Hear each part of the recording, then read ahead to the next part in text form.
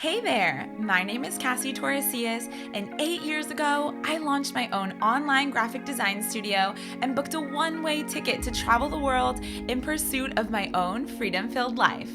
I now own a multi-million-dollar online business, The Bucket List Bombshells, teaching other women how to do the same, alongside my best friend, co-founder, and podcast co-host, Shay Brown. Around here, we believe that your crazy dreams aren't crazy, and that it's time for you to start creating the life and career that you dream about too. Whether you want to travel and work remotely, or simply just want to be your own boss, it's possible to live out your passion and purpose without just scraping by. We know that this path isn't always easy to navigate though, so we're here to help you. From making a career change, starting and growing your own business, balancing life and business, and most importantly, pursuing your own freedom-filled life.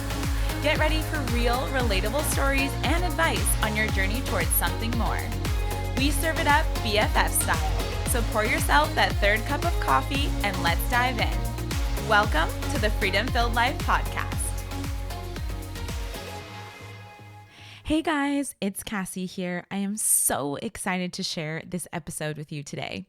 Shay and I are sitting down with our friend Suzie Agelopoulous, multi-six-figure Airbnb business queen, full-time traveler, and founder of the BNB Method, where she teaches how to start a profitable Airbnb business without actually owning any property. In this episode, Suzie shares with us how she went from being a waitress, making just $50K a year just a few years ago, to now making over $70,000 in 1 month with her Airbnb business. But as you know, this is the Freedom Filled Life podcast, so we wanted to learn from Suzie what steps she took to reach financial freedom in her 30s and how she also has location independent freedom to travel the world full time.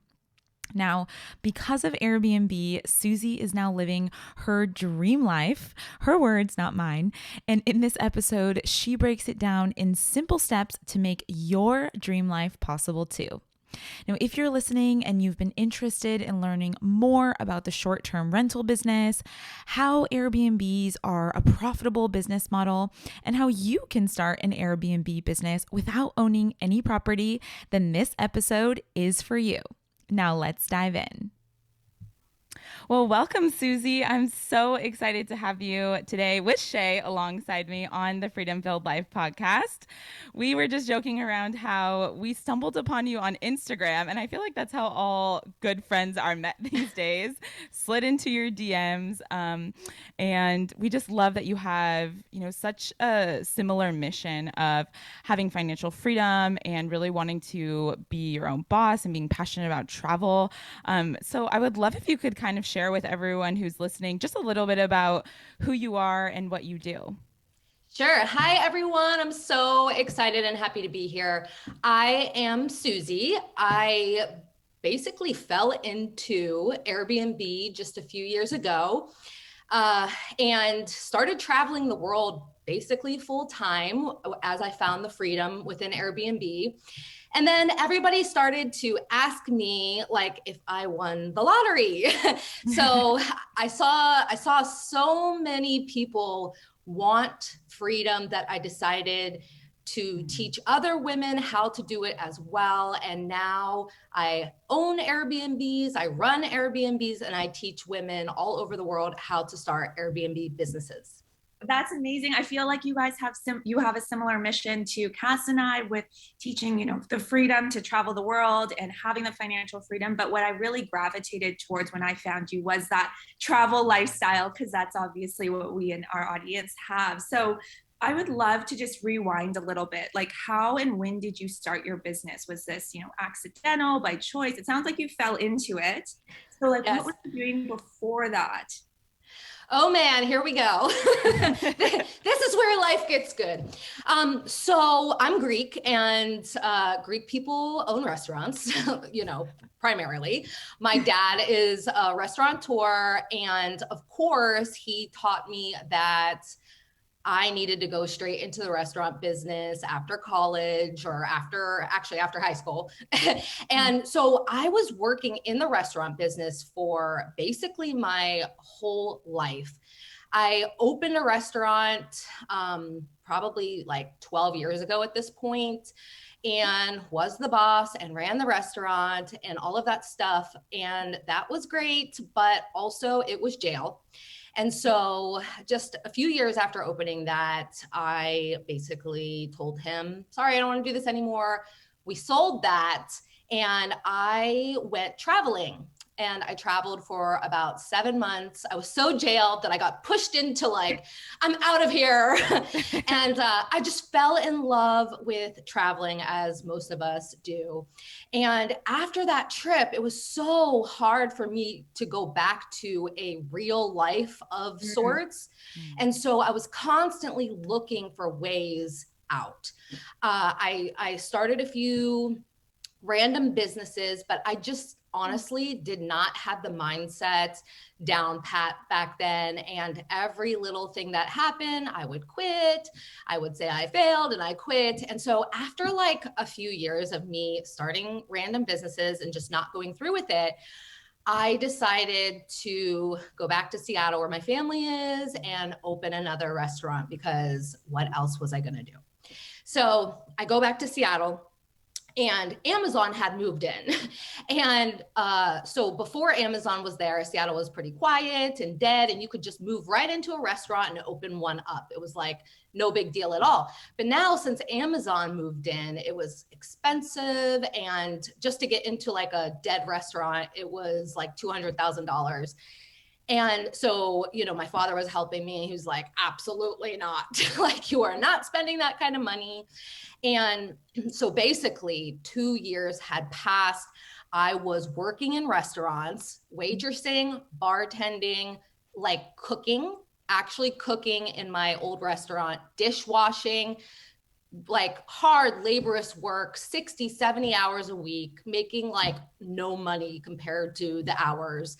And after 2 years of not being able to find this restaurant that was going to save me, I had a nervous breakdown. And I was like, I'm not doing this anymore. I have to change my life. And I kind of prayed for an answer. And where you set those intentions, the answer typically comes pretty fast. So I fell into like online marketing, actually. I started listening to podcasts and learning about online marketing. And I just kind of like knew it was for me, and I had no idea what I was going to do or what that meant. But I really wanted to go for it with online marketing. There was only one problem. I had to get rid of the job because there would be no time to really learn and no time to actually build a business.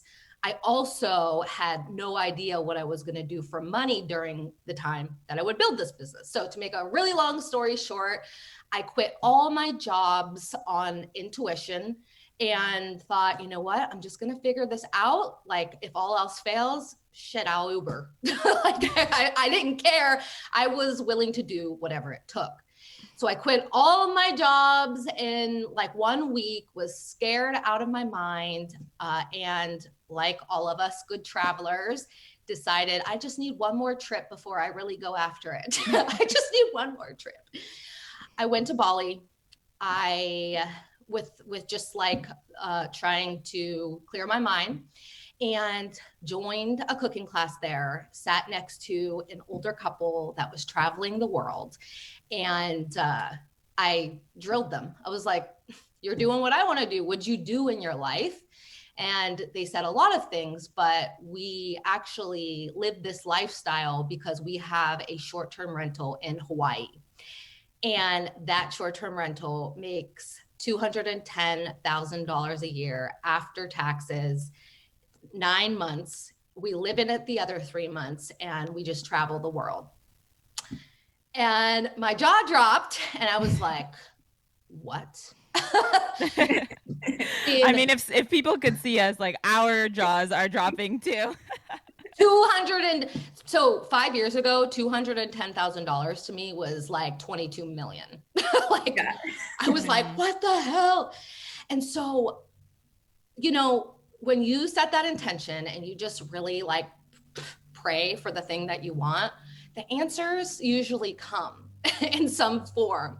And it's just really up to you what you're going to do with the opportunity or the information. And so I spent the rest of that class drilling them on all of the information. I was very familiar with Airbnb. I'm a traveler. I've been using Airbnb since 2011 or 12 or whatever. And, you know, I just never thought about it, of course, as a business. And so they gave me all the answers. I continued on with my trip. And when I got home, I got scared. And I was like, am I really going to do that? What, I don't even know if I'm allowed. I don't even know how this is going to work. What if somebody steals all my stuff? You know, like all of the questions are going through my head at this point. And the thing is that I didn't have that much money in savings. So at the end of the month, when all my bills came out, I knew I had to do something. And it forced me to take action when I was not as confident. And I put my my apartment that I was living in downtown Seattle on Airbnb, and it booked out. And I stayed at my parents'. And that I made like $600 in 3 days. And I was like, jaw dropped again. Like, I didn't even do anything for that money. Like, what the hell? And so I wasn't full time yet. I went back to my apartment, thought, what am I going to do? What am I going to do? Like, I was sitting on a gold mine and I'm thinking, what am I going to do? And I said, I got to do it again. I need more money. So I put it up again. It booked out for a week. I made like $1,000 and I was like, screw this. And I went there, packed my bags, never moved back. I moved into my parents' basement. And that is how I found Airbnb. Oh my gosh, what an incredible story. I got so many goosebumps along the way of your journey. A similar story to us, we actually met a couple who was digital nomading and working online as service-based businesses. And they were the ones who it was at a cafe and we picked their brains and they gave us insight into how they were doing it.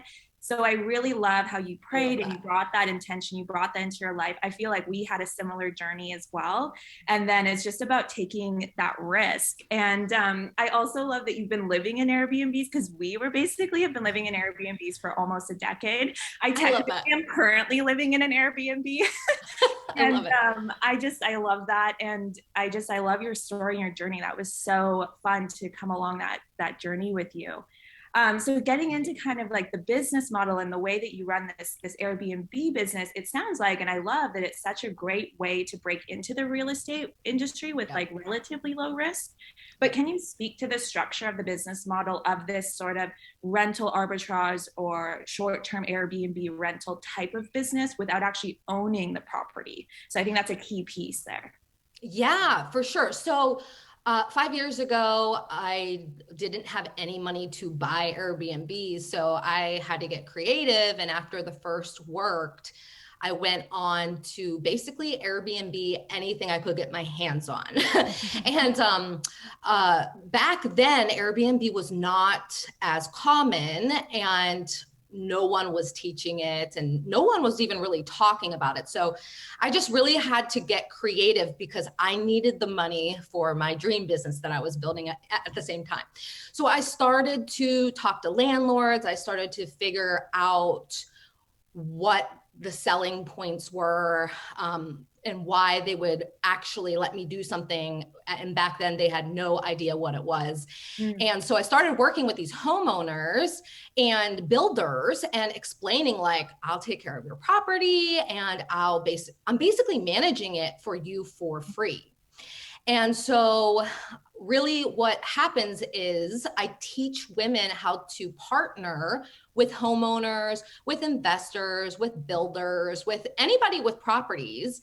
We sign a regular lease. We're not spending any more money. Sometimes they might ask, depending on who it is, for maybe a little extra money or a percentage. And it may be worth it to do that. But typically we are just paying rent, we're paying the bills, and then we are putting our properties on Airbnb and we are making the profit on top of rent and bills. Yeah. Yeah. Thank you for sharing that with us. I know that I've been currently doing that in a more longer term kind of way with my apartment in Vancouver. And that's why when I came across you, I kind of had already done it just a little bit. And you really opened my eyes to this concept of leasing, relatively low risk, relatively low investment leasing, and then re-renting on Airbnb in this short-term manner. So as you started building this business, what type of obstacles did you encounter and how did you overcome them? The obstacles were, just basically learning the business. And it was talking to the homeowners, like, what's going to be the selling point for these people to let me in their house? Once I got over that, I basically had to figure out how to furnish and get the place ready with the most minimal cash possible because I was living cent to cent. And so I figured that out. I figured how to automate. I figured out how to travel. And all of those were obstacles because back then there were, like I said, no resources for people with Airbnbs. Now, nowadays there's a lot more cleaners that are understanding the concept. There's places to keep the keys. There are, like in cafes and things like that. But back then there really wasn't. So just learning all the ins and outs of the actual Airbnb business, I wouldn't say they were obstacles. They were just, little kinks that needed worked out within. Yeah. I have actually stayed in Airbnb where I had to go get the keys from a cafe. And this was years ago. And I was so weirded at first. I was like, I just went in this cafe, everyone's drinking their coffee, and I'm like going into a lockbox and like keys. But when I thought about it, like especially after listening to you and automating things and making sure that, the process is as easy for millennials as possible, so they don't have to necessarily interact with the host. I was like, yeah, it was like pretty straightforward.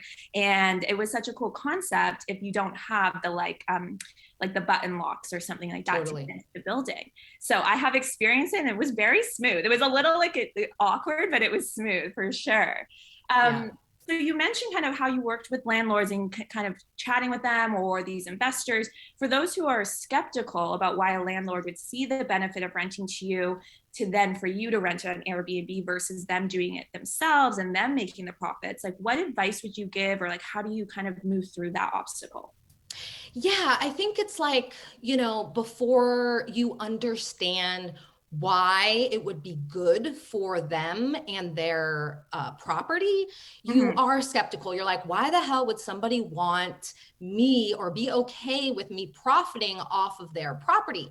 But if you look at it from the other side, I do own one property in Seattle, Washington, a townhouse. There's a lot of benefits to why I would never have a long-term rental again. And some of those are the fact that in Airbnb, we basically have the house cleaned every 3 days, okay? So there's no more long-term renters, making it filthy dirty. One of my students, she met a landlord, and as soon as the landlord heard what she had to say about Airbnb, he was like, yes, I want to give you all my properties because I just had a tenant that had 6 cats against the lease and they peed on everything. And I literally had to spend thousands of dollars ripping out everything and totally like fixing the place. So if you think about it from that angle, the house is going to be cleaned every 3 days. I teach to have it deep cleaned every like quarter. So that the inside is going to be good. Also, if there is a problem, if something is leaking, if something is if somebody, bangs something through the wall, you're going to know about it right away. And it has to be fixed before the next guest comes. So any kind of damage is addressed like immediately. There is the fact that people don't pay their rent, especially lately. And that's the biggest one. Like, you're getting paid. If this Airbnb manager is bringing in the cash and wants to continue making a ton of money, then they better pay their rent, right?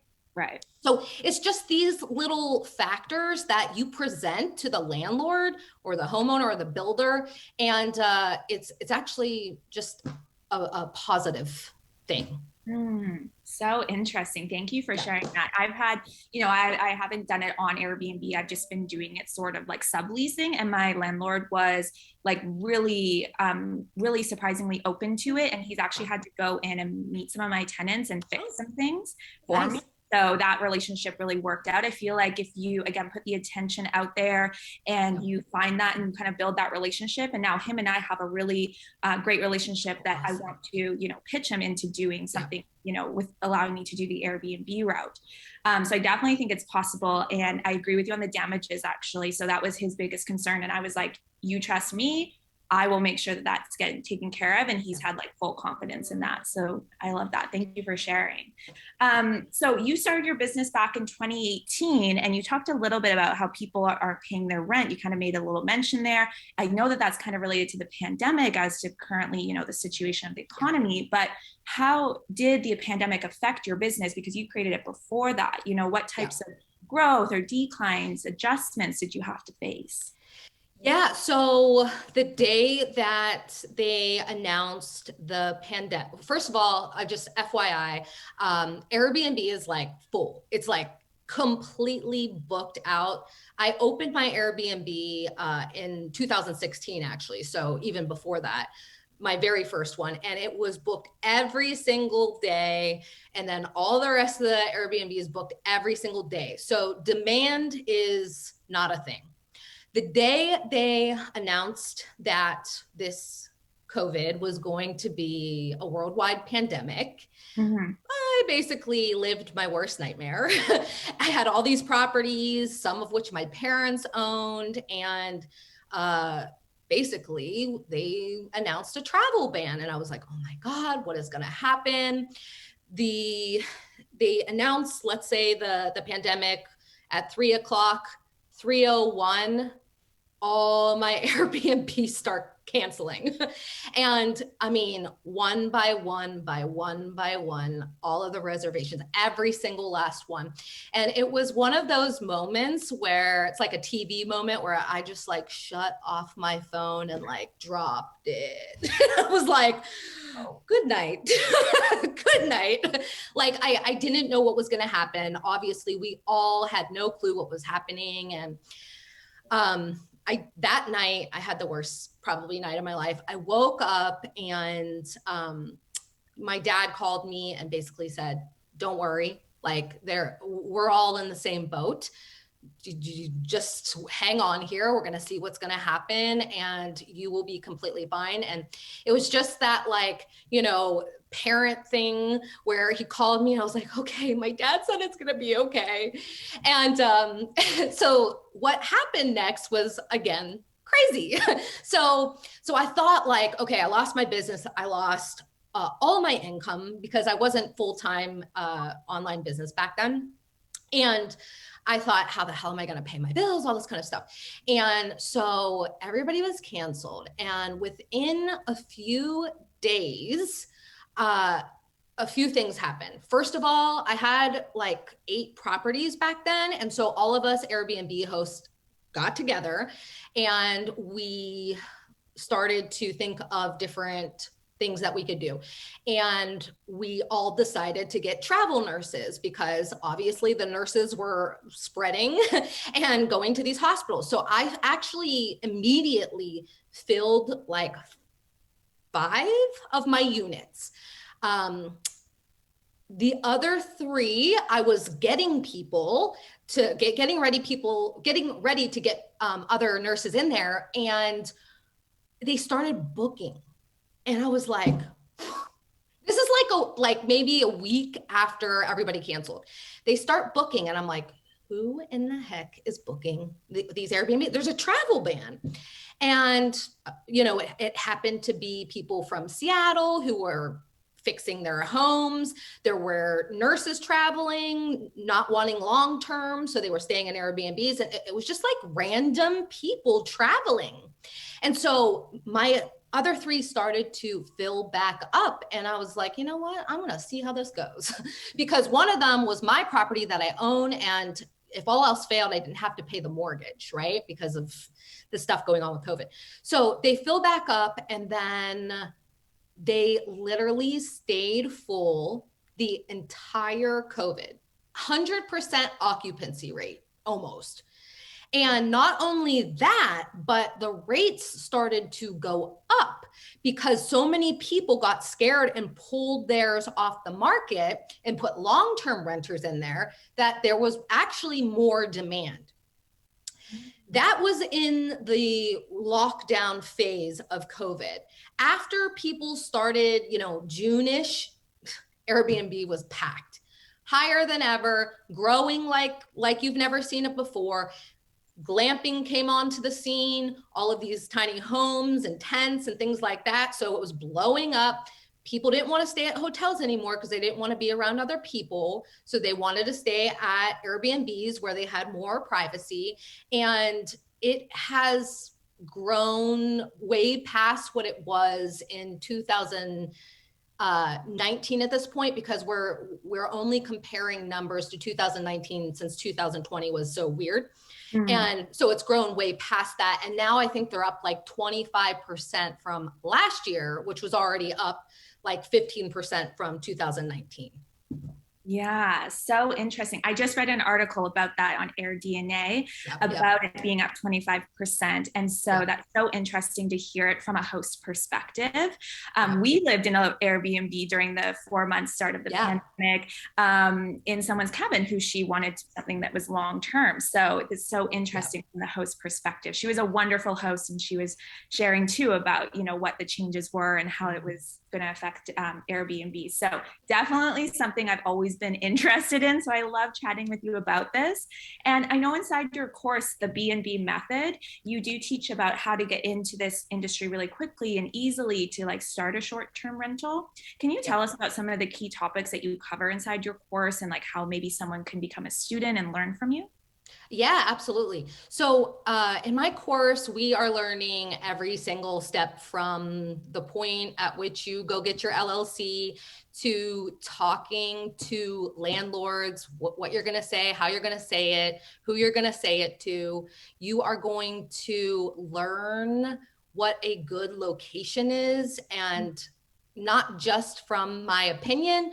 You are actually going to be able to predict revenue for the year, depending on what property it is. I give you my ideas about areas that I would look into, no matter what state or actually country you're in.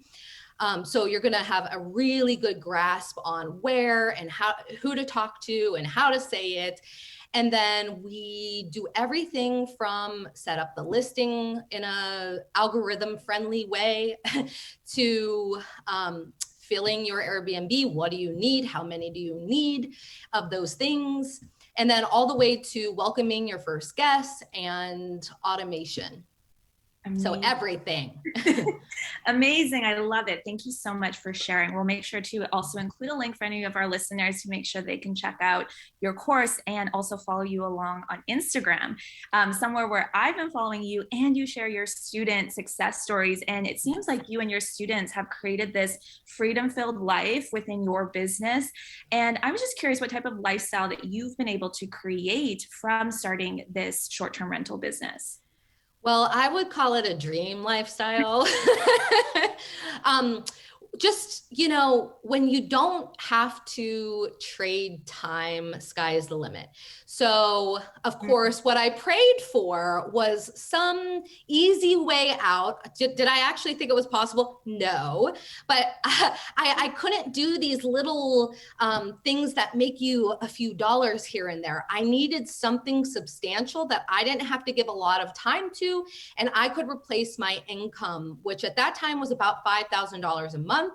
And that is exactly what Airbnb does. So because you have this huge time freedom, you can do whatever you want. I chose to travel the world and build another huge business. And that's what I do every day. I go on vacations. I teach women how to do this. I walk my dogs. I go hiking. I do whatever I want.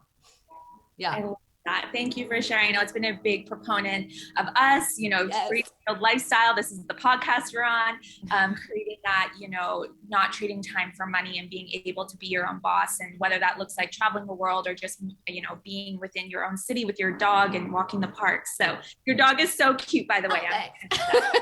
Thank you.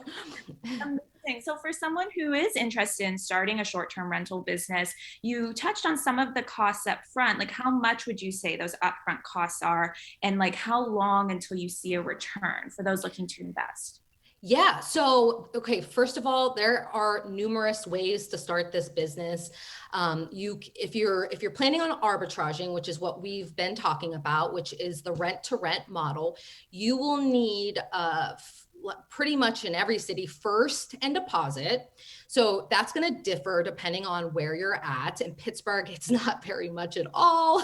It's like $1,500, but in LA or San Clemente, it might be like $3,000 for the first and the deposit, just depends. And then you'll need money for furniture. Now in the BNB method, I teach you how I was able to furnish 3-bedroom homes on $3,000. And it's really just about getting resourceful. So it can be as inexpensive as you are resourceful about getting that furniture. And of course, I teach you all my ways in my course. The other thing that I wanted to say is that for anybody who's really interested in Airbnb, but they don't have, I would say like $5,000 to $6,000 for a 1 to 2 bedroom. There is another way, and that is by doing exactly what I teach, except you're doing it for someone else, and that would be managing their property. If you wanted to do exactly what I teach minus finding homeowners, you would do what I teach and find people that want or already are running their homes or investment properties as Airbnbs, but they no longer want to be in charge of it.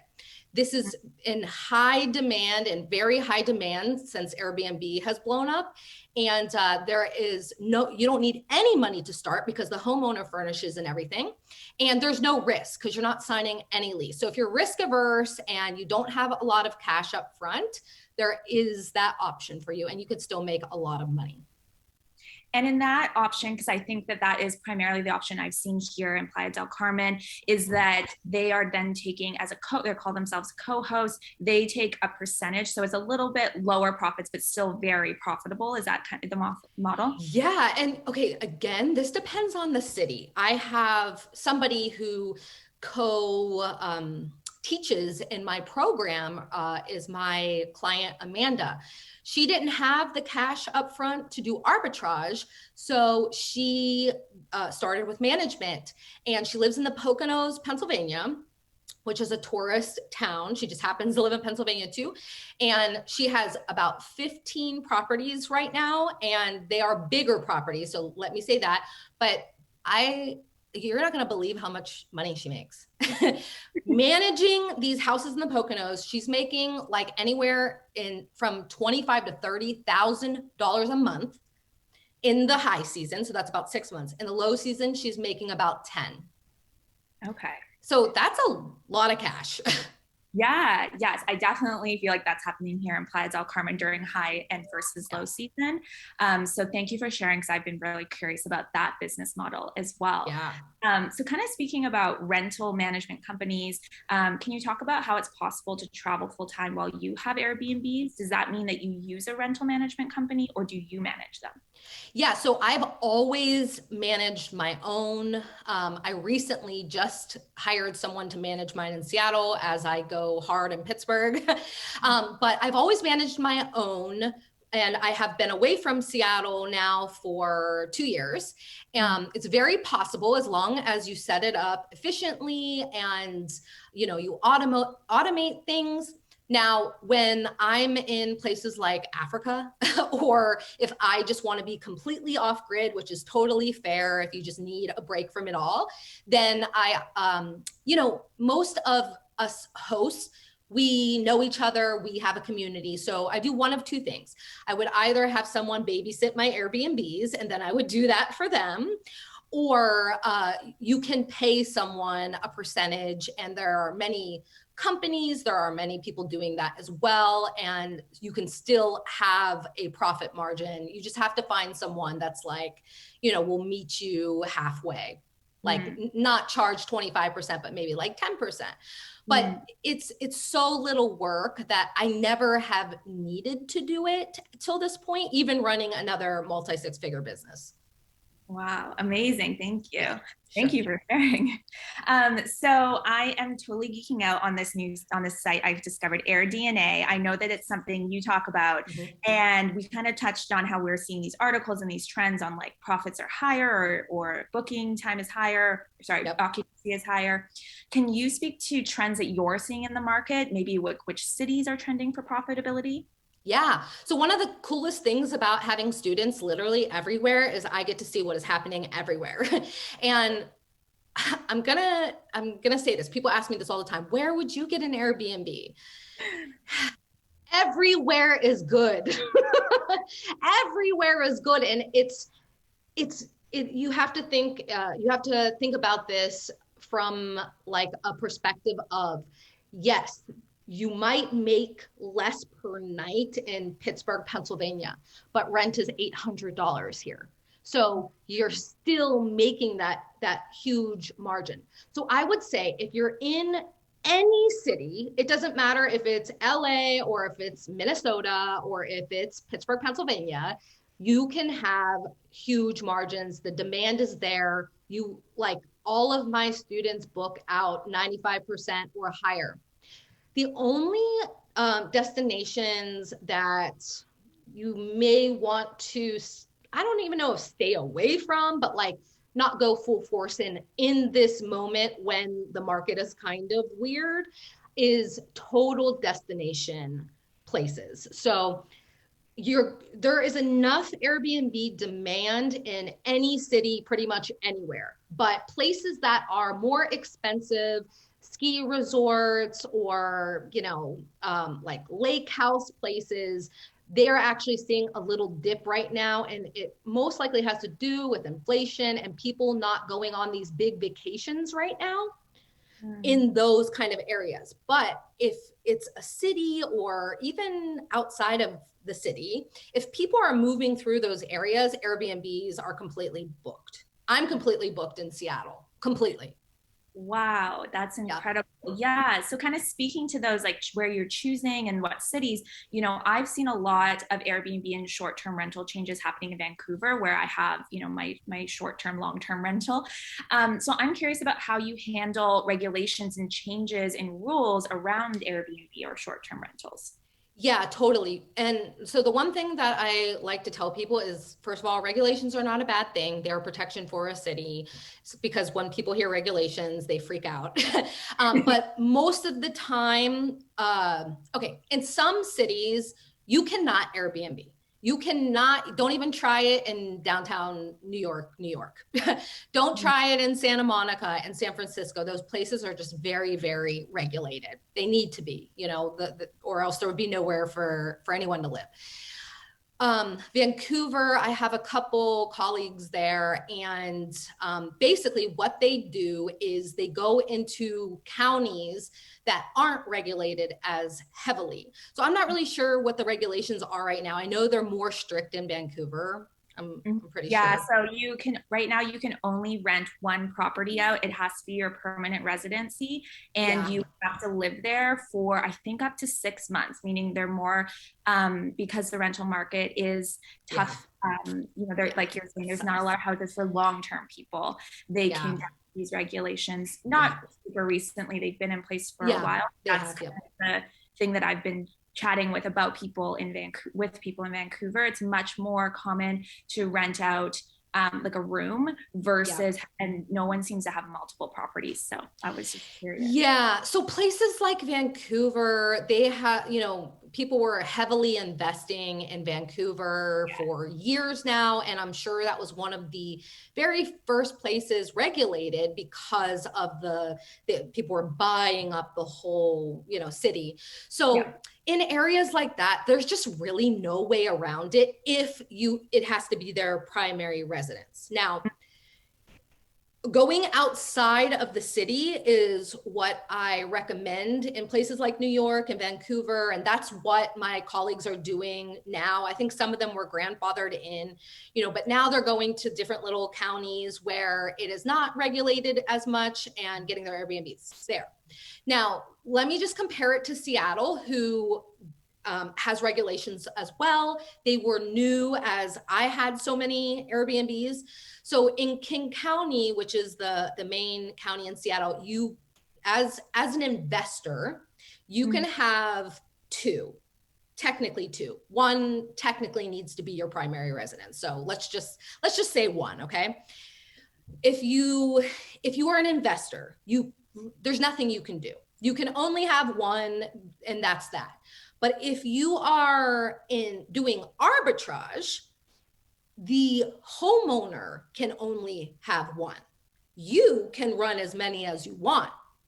So in areas like Seattle, you would just get one property from this homeowner, one property from this homeowner, and one property from this homeowner. And you would be following the regulations. They would be getting the permit. They would be following the regulations as well. So it really doesn't affect the manager or the arbitrage person. However, if it's like Vancouver, there's just really nothing you can do, but there's very limited cities where they do not allow it at all. And in those cases, we go outside of the city, and you would be shocked at the demand outside of the city because you're not allowed to do it in the city. Yeah, exactly. Well, so my parents live on Vancouver Island, which is a ferry ride away. Yeah. So Victoria is regulated like Vancouver because it's the city, but then up island, like Tofino is crushing it compared to even Vancouver now. And and my parents are in Parksville, which is tiny town. So I'm like, Mom, you got it. My mom's really into this new business model. I love it. Yeah. And I know that you were talking about how close you are with your family and, going into business with them. So definitely I can speak to that I've now have been looking outside in those smaller cities, especially because the island is like a very heavily traveled place for people in Vancouver to even go there. But I will say one more thing about that is that if you are in a city and they are going to regulate it, you're going to know. So if you're in a city that's not already regulated, which are very slim nowadays, they announce it in like the city meetings and things like that. And you will know very far in advance when the dates of these court cases are and things like that. It has to go through a process. They can't just say, sorry, effective today, you're not running a short-term rental. It has to be, voted on and things like that. So if you're in one of the cities that are not regulated, just make sure you stay up on that. I have people in San Diego, they just got regulated. I have a girl with 10 units there, and she's just working with the landlord or the investor to see what they can do and see how they can keep as many up as possible. And then her plan is just to go outside of the county. Yeah. Amazing. Thank you for sharing. That was super helpful and insightful, even just for me kind of navigating a very regulated city and kind of making decisions there. So this has been such a fun episode with you. We're going to wrap it up here. Just a couple more questions. So for someone who is listening and really interested in getting into the short-term rental market through Airbnb, but a total newbie, what is your biggest piece of advice for them to get started? With Airbnb, if you are on the, this sounds scary side, just know that Airbnb is one of the only business models that I personally know of that you can literally predict the revenue. And how we predict the revenue is with an algorithm that pulls all the other short-term rentals around and gives you an average of how much they're making. So you essentially will know how much your unit will make before you would ever sign a lease. And once you get the data, once you get the information, it's way less scary because you're going to have the facts. You're going to have all the information you need to see if the profit that you're going to make on that place is worth your time. So this is just so foolproof. I have had hundreds of students over the years. I've helped hundreds of women open Airbnbs, and I have a 100% rate of success for anybody who has gotten an Airbnb. You can't fail. There's data. Okay, as a big nerd, everybody listening, if they know me in our community, know I'm a big nerd. I'm a big numbers girl. And so that was actually the first thing that got me hooked. I love that was your piece of advice. It's the first thing that you hooked me on was basically like, I can run the numbers and have like that almost like security blanket wrapped around me of like, yes, like it's achievable. So I'm so excited to continue to learn from you. I know that you have an upcoming free training. So I'd love for you to share with our listeners what they'll learn from your training happening next week and how they can get registered.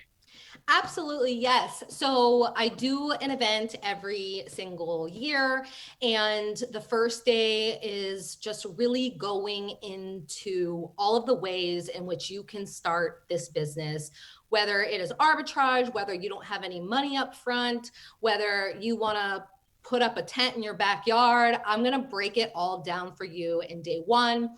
I'm going to talk about profitability and how to talk to landlords, or what are the factors that they want to hear. I'm going to talk about in-depth look at what happened during COVID. I'm going to give you some first steps. So I'm really breaking everything down, all of the questions that I get day after day, and answering any questions that you have at the end. Amazing. And what dates is the event happening?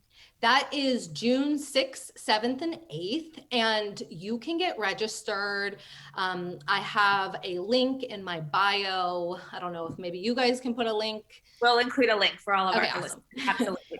Yeah, just get registered and we'll send you all of the details. Okay, amazing. Well, Suzie, it was so lovely to have you here. I really enjoyed this episode. So thank you so much for taking the time to join us and our listeners today. Thank you so much. I had so much fun, guys. The Freedom Filled Life podcast is brought to you by the Bucket List Bombshells. It's hosted by me, Cassie Torresillas, and my co-host, Shay Brown. If you loved today's episode, we'd be so grateful if you left us a review. Reviews help us spread the word about the Freedom Filled Life podcast, and they're a key part of sharing this show with other women who believe they're made for more. Until next week, keep on pursuing your own freedom-filled life.